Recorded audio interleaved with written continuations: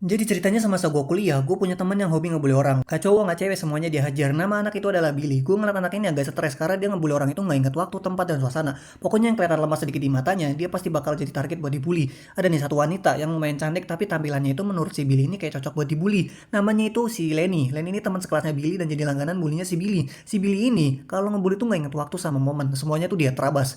Pada suatu hari Lenny lagi presentasi dan tiba-tiba si Billy ini dengan entengnya tuh ngecabut kabel HDMI-nya. Berantem lah Billy dan dikeluarin dari kelas. Suatu hari Lenny tuh nggak masuk kelas. Gue yang temennya Billy itu udah takut banget tuh. Gue takut Lenny tuh nggak masuk karena Billy yang keterlaluan sampai main fisik. Karena gue beda kelas sama dia, jadi gue nggak tahu tuh kabarnya gimana. Kira-kira seminggu si Lenny tuh nggak hadir di setiap pertemuan kelas dan tepat besoknya satu kampus tuh dihebohkan sama kabar kalau Lenny diperkosa. Hebohlah satu kampus itu pada nanya-nanya gimana ceritanya. Billy teman gue pas dengar kabar itu juga kaget banget dan langsung membisu di kelas dan pulang dari kelas. Tiba-tiba Billy tuh ke kosan gue buat cerita dan katanya dia udah dengar kabar itu dan nyesel banget langsung mau minta maaf. Ya udah gue saranin aja tuh gimana minta maafnya biar tulus gitu kan. Gue bilang ke dia jangan temuin sekarang, pasti dia lagi trauma banget. Gue bilang aja coba kasih space dulu atau lu ngobrol sama orang tuanya dan terima semua konsekuensi yang bakal lu terima nanti. Kira-kira sebulan kemudian Lenny baru kelihatan lagi di kampus dan di situ gue langsung kasih tahu Billy untuk coba deketin dan say sorry dengan tulus ke Lenny dan jangan ngelawan. Ya udah tuh Billy ngikutin saran gue dan ketemu empat mata sama Lenny. Gak berasa nih 3 semester udah berlalu dari kejadian itu, si Billy tuh beneran berubah drastis. Dia udah beneran jadi anak kalem yang gak suka ngebully. Dan kata temen gue yang pernah dibully sama dia, katanya si Billy tuh minta maaf sama semua orang yang pernah dibully sama dia.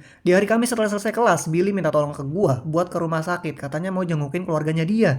Ya udah gue yain aja tuh. Pas kita mau ke parkiran, tiba-tiba Billy dapat kabar lewat telepon kalau ibunya tuh kecelakaan. Ya udah gue langsung gaspol ke rumah sakit. Pas di rumah sakit Billy langsung ke IGD dan gua nunggu di ruang tunggu sambil berdoa semoga ibunya Billy baik-baik aja. Di situ gue nunggu 15 menitan. Setelah selesai, Billy langsung minta gue nemenin dia buat jenguk keluarganya. Dan ternyata di rumah sakit yang sama. Karena cuma keluarganya doang yang boleh masuk, jadi gue cuma bisa nunggu sambil ngeliatin dia dari kaca pintu. Di situ gue ngeliat si Billy gendong anak baru lahir. Gue kaget karena dua kejadian sedih dan bahagia bisa terjadi di waktu dan tempat yang bersamaan. Gak lama Billy keluar dan gue tanya dah tuh, "Widih, anak tante lu baru lahir ya?"